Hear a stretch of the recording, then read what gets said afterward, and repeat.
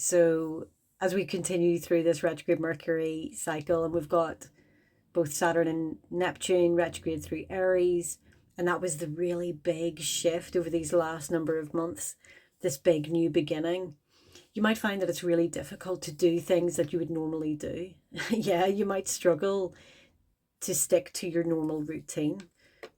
And you might struggle to, do things in the way that you would normally do them, to communicate, to connect in the ways that you would normally communicate and connect. And in some experiences, this can be wonderful because you're creating change, you're experiencing change, and it could be really welcomed. Yeah, like thank goodness that old way is finished, that old approach is finished, that old routine is finished. And it can feel really refreshing and rejuvenating. Yeah.